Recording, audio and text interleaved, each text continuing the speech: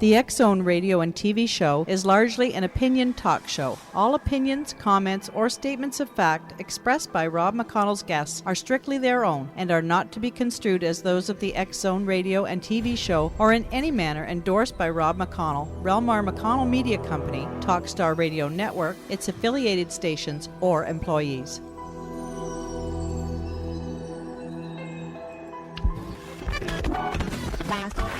All Hit Radio.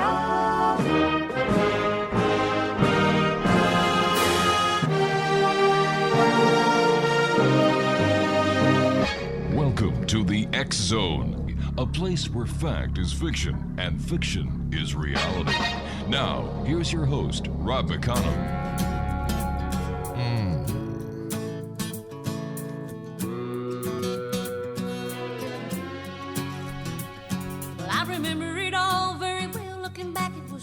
I turned 18. We lived in a one-room run-down shack on the outskirts of New Orleans. We didn't have money for food or rent, to say the least. We were hard-pressed. Then Mama spent every last penny we had to buy me a dancing dress. Well, Mama washed and combed and curled my hair, and she painted my eyes and lips. Then I stepped into a satin dancing dress that had a split from the side, cleaned up to my hip. It was red velvet trimming and it fit me good. And standing back from the looking glass there stood a woman where a half-grown kid had stood. She said, here's your one chance. Welcome back to the X Zone, everyone. My name is Rob McConnell, coming to you from our studios in Hamilton, Ontario, Canada. Worldwide toll-free, 1-800-610-7035. Email xzone@xzoneradiotv.com. On MSN Messenger, xzoneradiotv@hotmail.com, and our our website, www.xzoneradiotv.com. As we reported 2 hours ago, a group of researchers have unearthed and have found the continuation of the Mayan calendar, and this has got a lot of people in the doomsday business wearing a lot of rotten egg on their face. We're going to be talking more about this tomorrow, but if you'd like more information, just go to our Facebook page, facebook.com/X-Zone Radio TV. My guest this hour, X-Zone Nation, is Don Mordasini. Now, plagued by the highest rate of unemployment since the Great Depression, millions losing their homes, a volatile economy, well, both here and abroad, as we can see what's going on in Greece these days, people feel imprisoned by their lack of power. Now, despite these increasingly hard times, we can live in harmony with ourselves and the world if we know how to battle our inner demons and ogres. Now, that is the conviction of former stockbroker turned psychotherapist Don Mordasini, who is our guest this hour. He's got a new book out, X-Zone Nation, called Princes and Ogres: Integration of Psyche and Soul. And I must tell you, just moments before we went to air, we learned that this his book, Princes and Ogres, Integration of Psyche and Soul, has been reviewed, and it has been recommended by the San Francisco Book Review. So that's a great thing for Don to have, because I believe that we need to fight our inner demons more and more today. And Don, I want to thank you very much for joining us here in the X Zone, and congratulations on the success of your book. Well, thank you very much, Rob. It's just great to be with you. I've looked forward to this for a while. Now, I've got to ask you this right up, Brent. From a stockbroker to pursue a life that has more meaning, kind of got me baffled. Well, the short of that was I was in business almost 20 years, and I had done very well. I might have been one of those that the protests were against, that we see around the country these days. One night, I was at the end of the year, and I had this voice come from within, and it said, "Is this all there is?" And I didn't pay attention to it. I was having a scotch and water, and the voice kept repeating, "Is this all there is?" And a chill went through my spine, and a part of me knew that life was absolutely over. Absolutely over. This was something that came from inside, something from spirit. Within 90 days, I was out of business. I moved to the beach on the West Coast in Santa Cruz. I started just being. I dropped everything. This voice was so loud it just thundered through me. And in my life, I never would have thought anything happened. So it wasn't Don, the small Don, the stockbroker, that decided, I think I'm tired of being a stockbroker, I want to do something else. Something inside me impelled me to let go of what I was doing and just to be open to what was to come next. I guess the old saying, when the student is ready, the teacher will come, certainly applies in this case. Boy, it sure did. Yeah. Don, stand by. You and I have to take a commercial break. Great having you with us, and congratulations on the super success of your book. By the way, Exonation, just in case you ran to get a pencil and paper, the name of Don's book is Princes and Ogres, Integration of Psyche and Soul.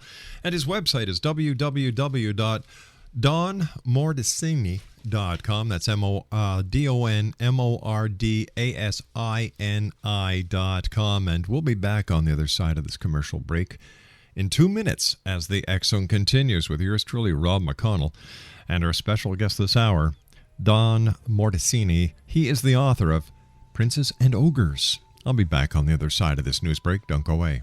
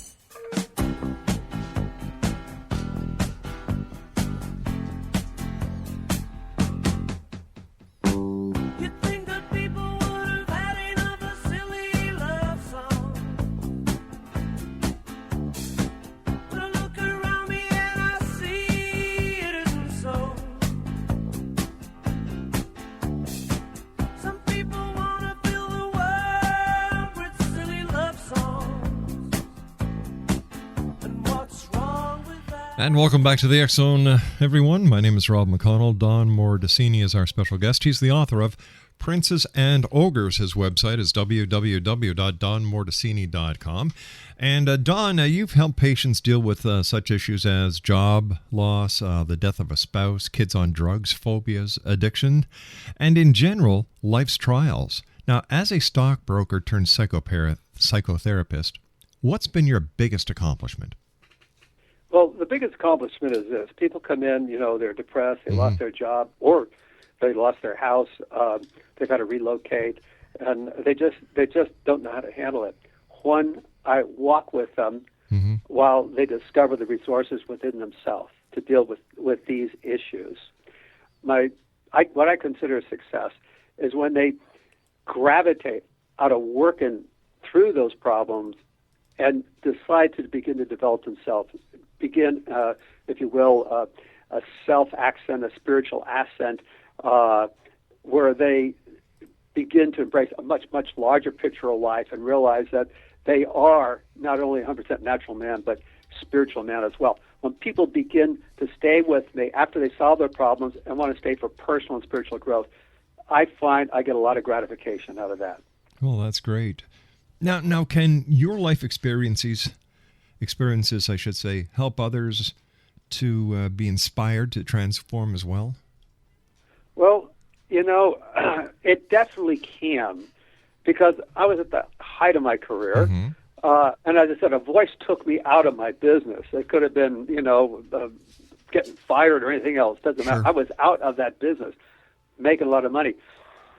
The first job I got about 10, 12 months later, after making several $100,000 a year, was at $6.50 an hour. Wow. Let me tell you, I had an ego. I didn't know how large it was until I began to work for kids half my age and saw that these people were really good people, knew what they were doing. And it just revolutionized my thinking in incredible ways.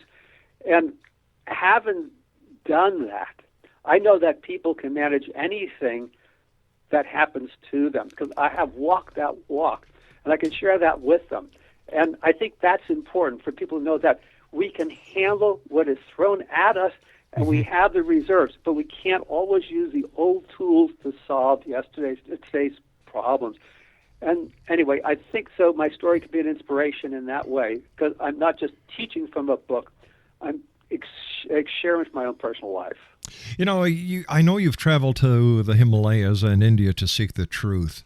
First of all, did you find it? And number two, is it necessary for everyone to go to the eastern shores, in India and in the Himalayas to find the truth? Well, what happened when I had this incredible yearning to learn as much as I could about, to expand my consciousness, to expand my awareness, to understand what we call God or the source. I had this thirst, this incredible thirst. I studied in the desert. I did vision quests. I studied with shamans. I went to India. I met my guru. And I spent a great deal of time learning spiritual practices. That was just my path, my calling, the way Spirit wanted me to have the experiences I needed. The answer is absolutely no. You can get what you need in your living room or in your own backyard. Everybody's path is different. And you have to honor your path. And mine came from within. It wasn't cerebral. I think I'll go to India. I think I'll go there. No, in the quiet, your intuition, your felt sense will lead you where you need to go. And most of the time, it's to your backyard or the living room or the family room, where you can evolve personally and spiritually. What is your definition of spirituality? I consider spirituality consciousness.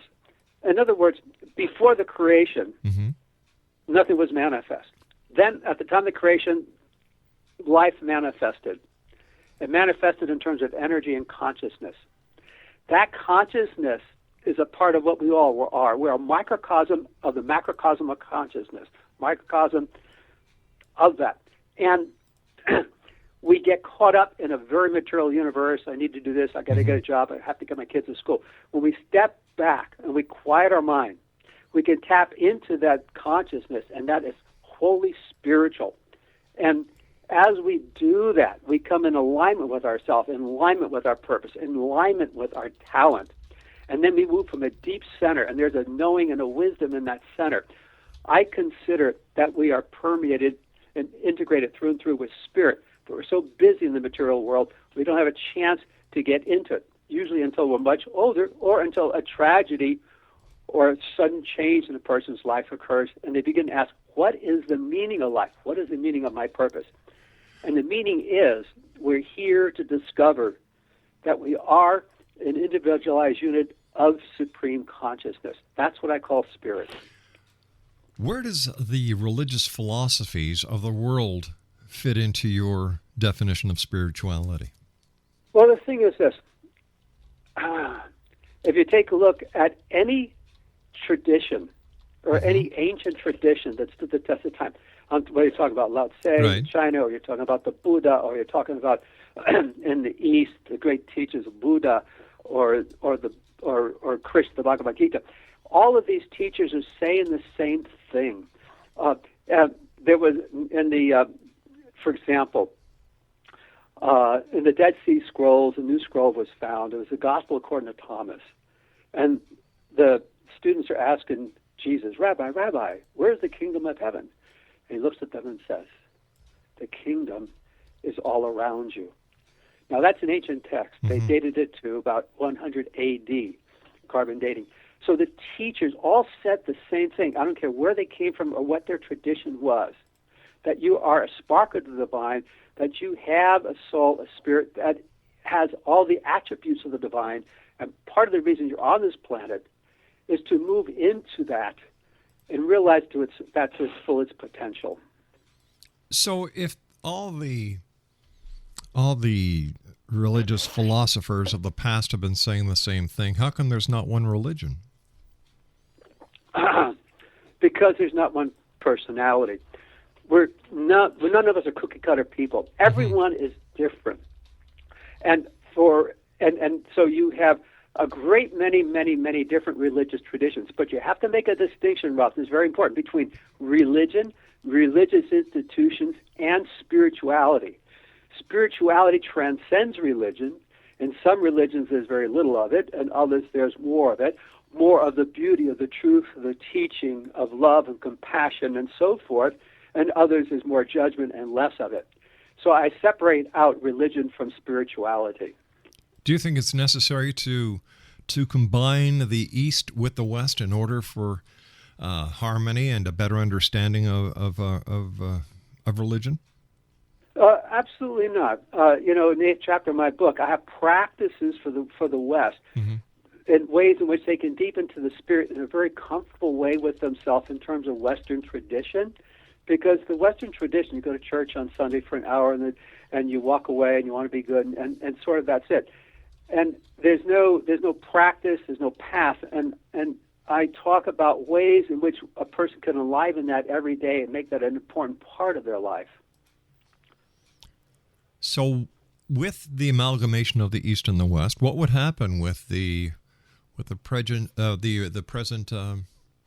religious philosophies? What would happen to Christianity? What would happen to Hinduism? What would happen to Hebrew? Well, the thing is this: you take a look at Christianity. Christianity threw out a great number of books in the Council of Trent, 312 A.D. Constantinople called that council. Yeah. Jesus was a wandering, itinerant rabbi teacher that was actually open to his fullest consciousness and the consciousness of God. He was a bit of a Jesus was a bit of a rebel rouser. Well, he was different. He understood, he intuited, he experienced truth. Now, what happened? An institution rose out of that, and then different philosophies arose. Well, what happened? A lot of the philosophies that arose that were Eastern philosophies that had a tinge of Gnosticism were all thrown out of what was then the accepted Bible in 300 A.D. So what I'm saying is that the church in 300 A.D. and the church as it exists today has very little to do with the man who walked the seas of Galilee and preached, turn the cheek, and love your neighbor, and lift the man who belittles you out of the ditch, the Samaritan, on Sunday. This is the teacher. This is the teacher of love and non-judgment. And out of that came an institution that was built by men and run by men, and that has very little to do with the founding saints, the wondrous Christ that walked this land 2,000 years ago. In your book, you've referred to many times the ancient texts such as the I Ching and the Upanishad. I believe that's how it's pronounced. Yeah. Yes, it is. How can they help us in our modern times? Well, the thing is this, books like mine are really good, and many other books are very good, but these are epic poems. For example, the Bible wasn't written today. It was written over 200-300 years. That's right, yeah. Okay? The I Ching was. The great Hindu Bible, the Bhagavad Gita, translated the Song of God, that is written over eons and eons. So you have the wisdom of ages and teachings there, or the Quran for that matter, in the Middle Ages. This was written over a period of time and compiled, and books were added. So these are epic teachings that are available to us today. The Buddhist sutras, there's so many sutras on so many aspects of life that were built over a period of time. Whereas today a writer sits down, spends 2-3 years, as I did, puts his nose in the book, and it's done. Here you have these vast epic teachings, some which are in poems, some which are in prose, that have great wisdom in them, and nothing like that is being created today. And so I like to go back to those for the brilliance and the wisdom that was in them. All right, Don, please stand by. You and I have to take our news break at the bottom of the hour. Exo Nation, we're talking to the author of a very interesting book called Princes and Ogres. Don Mordasini is my special guest, and his website is www.donmordasini.com. And Don and I return on the other side of this news break, and some words from our fine sponsors as the X-Zone continues from our studios in Hamilton, Ontario, Canada. My name is Rob McConnell. Don't go away.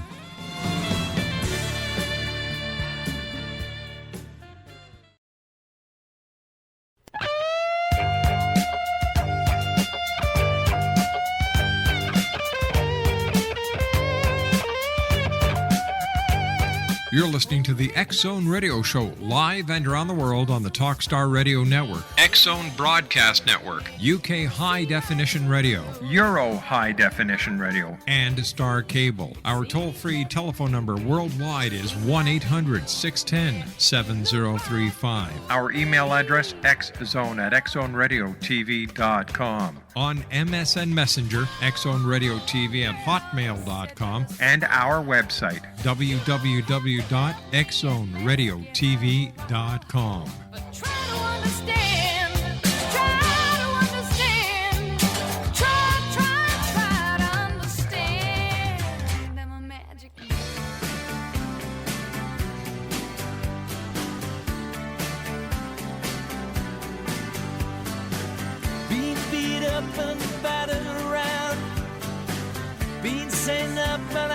Shut down.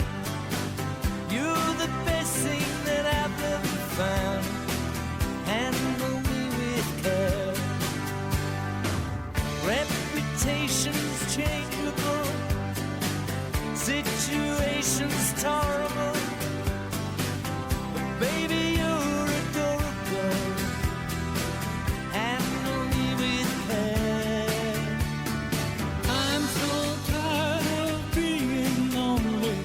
I still have some love to give. Won't you show me that you really care? Welcome back, everyone. Don Mordasini is my special guest this hour. He's the author of Princes and Ogres. His website is www.donmordasini.com, and that's DONMORDASINI.com.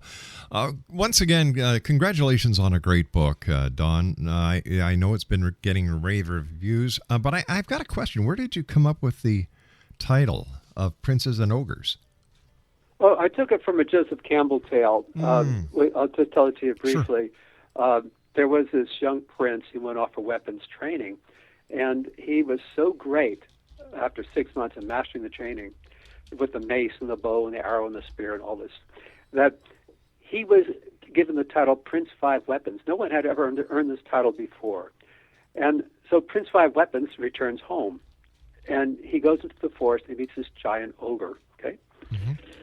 And the ogre says, I will eat you. I eat legions of men and horses too. And Prince Five Weapons looks up at this giant, 10 stories high and says, I will smite you.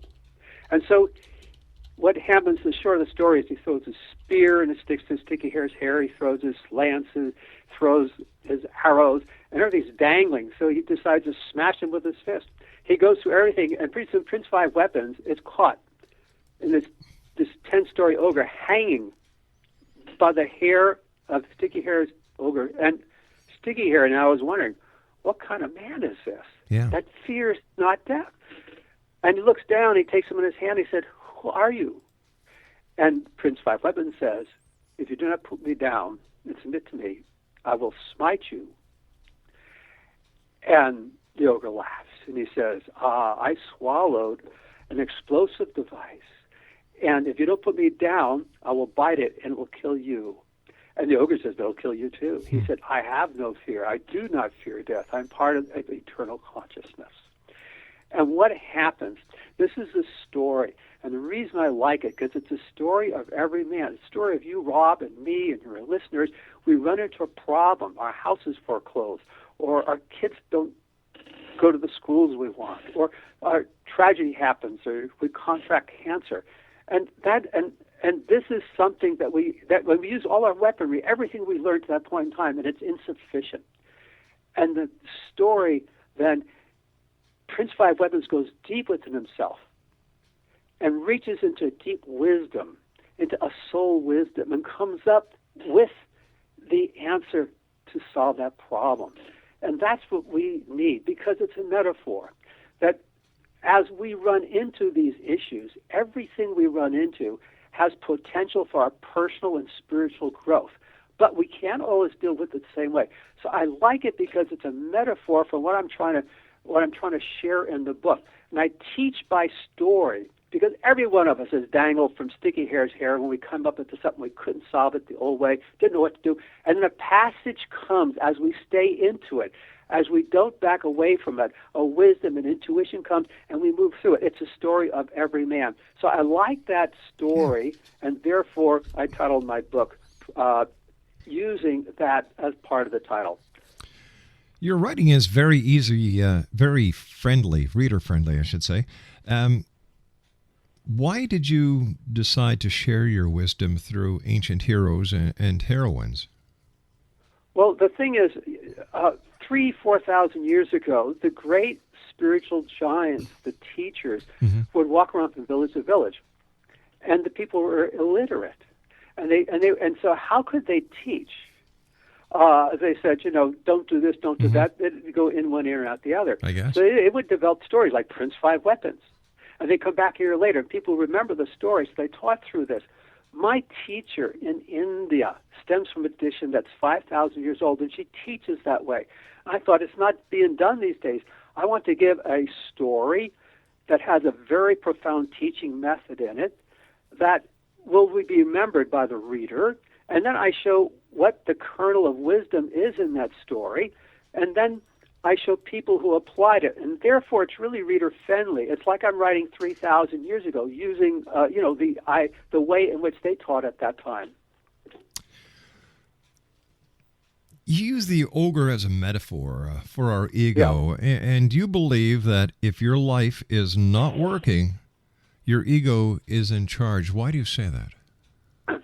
Well, first of all, because the ego can't become the ogre.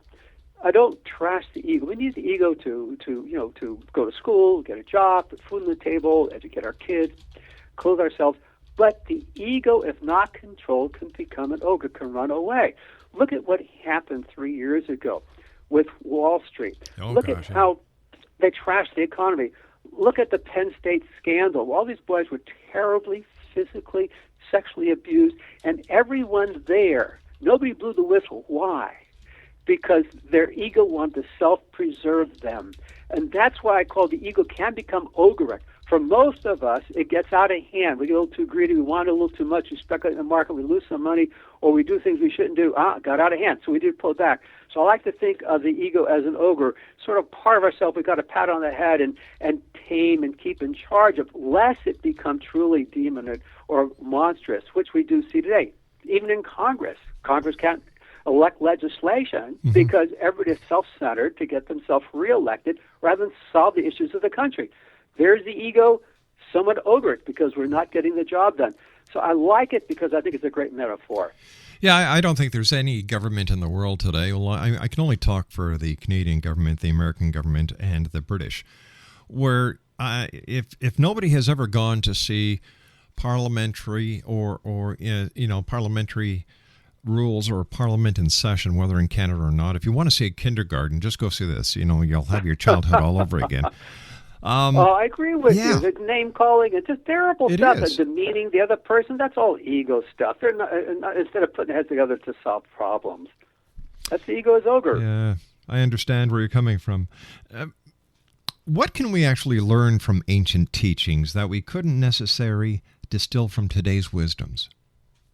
Well, the thing is, I think what we, at least in my book, everybody who's read it has like 2 or 3 different chapters because they deal with different things, everything from love addiction, sex addiction. It doesn't matter, practical problems. Yeah. And I have these stories that are unforgettable because they were written that way. And people say, I like this story, and this is what I'm working on. And maybe I need to build boundaries to learn how to say no appropriately, so that I have some space in my life or something like that. I've got a story, an ancient story on that, the snake that wouldn't hiss. And people remember that. I gotta build my boundaries. I have to hiss today. So that's my answer to your question. The stories we remember and we can apply, and the feedback to me has been everybody likes their favorite 3 or 4 chapters and works on that part that they know they want to develop within themselves. And the story helps them greatly. What message do you want the reader to have when he puts down your book and says, geez, you know what? Let me sit down and think about what I just read. Well, first of all, I want them to get an appreciation of the fact that we are here more than just accumulate all the goods and all the money in the world. That we're here because we're spiritual beings, and we can speed up our own individual evolution. Okay, just as there are societies that are backward and there are societies that are more evolved, individually, each of us is in a different space. There are people who are like brutes today and people who are virtually, magnificent people.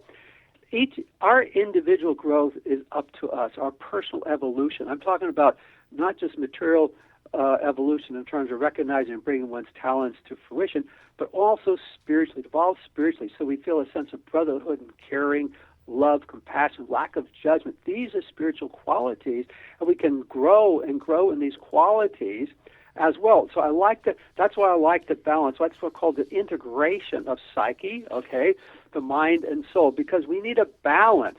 If we don't have that balance, then we get the Penn State stuff. We get what happens in the Catholic Church. We get happens with Stand Your Ground. We get happens with all this stuff if just one side is developed and not both parts to complete a whole. I'm a dad. I'm a grandfather now, and after reading your book, how can I take this information and talk to my children and my grandchildren and help them to make this world and themselves better? Well, I think that it's important. Like I tell my grandson, my granddaughter, if you're not sure about a decision you want to make, just take 10 seconds, close your eyes and breathe. Yeah. And put your hand over your heart, because in the subtle body, that's where the soul is. And ask yourself honestly, is this a good choice or not? And you'll get an answer. And if you don't want to do it, your choice is a bad one. So we can do something just as simple as this. Break it down to that level. And so that would be one response I would give you. And it also applies to adults as well. How can your book help those in relationships to build a stronger relationship and a longer-lasting relationship? Well, because I talk about the ego. The ego seeks to avoid personal harm. In other words, it protects us physically, but also wants to protect us from emotional harm, emotional vulnerability. And so let's say you come home late at night, or I come home late at night, and I didn't call my wife, and she's upset. Whoa, wait a second. You're just asking for trouble if you do that. Both you and I know that. Yeah. But my ego is going to try to find an excuse to save me, rather than me being open and honest and say, look, I booted it. I'm sorry. I apologize. I'll make it up to you. Yeah. And so my ego wants to defend me from being criticized, but I deserve that criticism. And so my ego will blame my wife for being cranky or bitchy or lacking understanding or make up excuses, rather than, because it wants to protect me from feeling bad. Right. All I need to do is allow myself to feel that and come in with an honest response. And what that does, that opens an energy between us, and we're more harmonious and feel closer, because I feel clean inside, and she has had her apology. So that would be an example to your question. The workplace, a lot of stress. People are basically being taken advantage of by their bosses because they know the boss has got them by the shorts. And, how can your book, or what can your book teach them, Princes and Ogres, that would make the workplace a better place to be, as well as, looking at that boss and say, gee, this is an egotistical problem. How would Don have approached this? Okay, everybody lives in their own universe, okay, because we all grow up differently, all perceive differently. Let's say somebody walks in the room, talks loud. Right. You like someone who talks loud. I like someone who speaks softly. The third person says, wow, that person sounds confident. So we live in a world of our thinking. Now, for someone in the workplace, we say that person has got nothing to do with me. He is dancing a dance to his own tune, to his own ego. All I need to do is be in my integrity and put out the best of my work. To quote from the Bhagavad Gita, Krishna said, you're responsible for your work, not for the fruits thereof. But if you are in your integrity, the fruits will come. And so we stay centered within ourselves. to put out the best that we can, to bring our talents to fruition. Whether we rise to the top or do not is not important. It's that we feel satisfied that we gave the best of our uniqueness there. And if we have a boss who's caught into the small part of himself, as the ogre's got him racked up, we say, oh, that, my God, he's caught over there in that. I don't need that to impact me and my integrity in terms of bringing forth what I have to offer. But if the boss has got an ego problem, he is your boss, and if he just keeps on continuing to look for reasons not only to make your life miserable, but ultimately to get rid of you, taking that attitude of yourself where you're in your own little universe certainly isn't going to help you. Well, the thing is this. One, if you are self-centered, deeply self-centered, you can say this person is really out to truly sabotage me, and this is not me, and this is not from my ego. Ergo, I think I'll begin to look for another job. I'll come out, and I work in Silicon Valley. I'll call a headhunter so I can get another engineering job or whatever. I think I will start looking and put processes into motion because it appears that I'm not supposed to be here. But this is done at a deep level, not a reactive level, that he's a bastard and I want to get even with him and I want to catch him. It's done at a deep level of integrity. And when we move from that place, we create the possibility to actually come into something better than where we left, because we're coming from a sense of honesty and integrity within ourselves, and not I want to get even and leave him short a job or something like that. Don, thanks very much for that answer. You and I have to take a commercial break. We'll be back shortly. X-Zone Nation, this is a great hour with Don Mordasini, and he is the author of Princes and Ogres, Integration of Psyche and Soul. And Don and I return on the other side of this news break, on the side of this commercial break, as the X-Zone continues right here on Talkstar. Don't go away.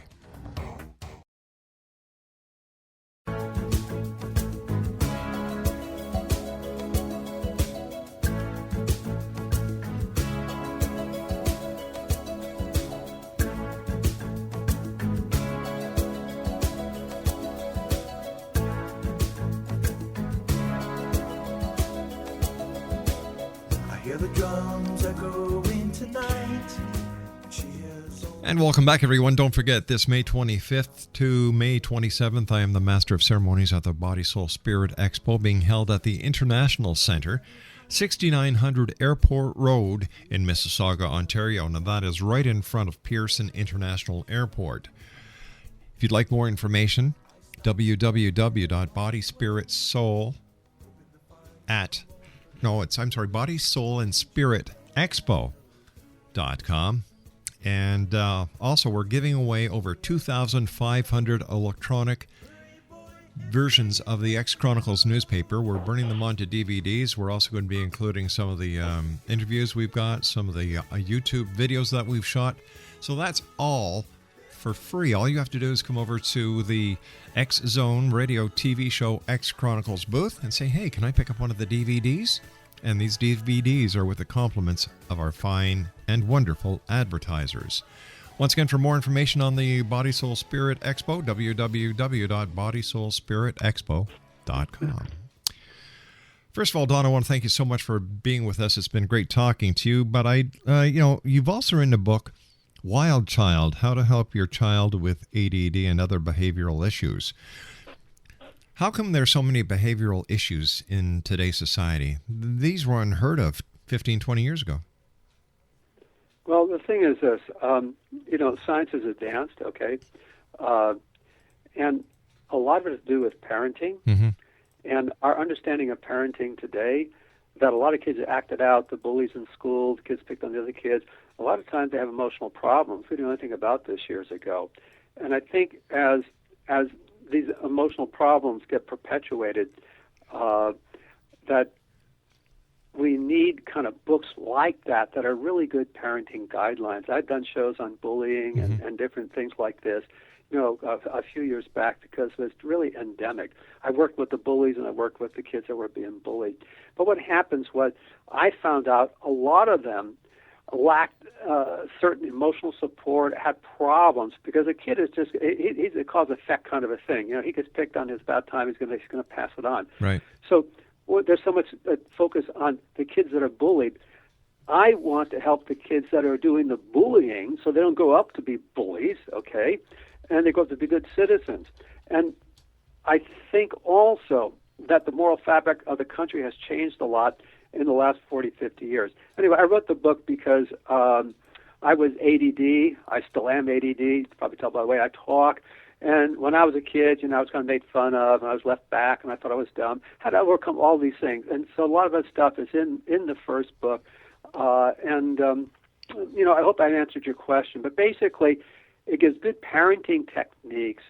And today, when bullying is taking place, it can't be more serious, particularly with the internet and particularly with cyberspace, where most of the bullying takes place. It's as if the bullies feel that they're protected because they're not doing it in person. They're using the multimedia and the social media as their weapon of choice. Well, you answered your own question. There was only one means before. You had to do it in the school ground, and you couldn't do it. Now you can do it, 24/7. Yeah. Don, I want to thank you ever so much for joining us. Great pleasure talking to you. Continued success. And we look forward to the next time you and I meet here in the X Zone. Rob, it's been a pleasure. I've enjoyed this very, very much. Thanks for having me. Take care of yourself, sir. X Zone Nation, Don Mordasini is our special guest, or was our special guest this hour. He's the author of Princes and Ogres, Integration of Psyche and Soul. His website, www.donmordasini.com. And we'll be back on the other side of this news break as the X Zone continues right here from our studios in Hamilton, Ontario, Canada. My name is Rob McConnell. Don't go away.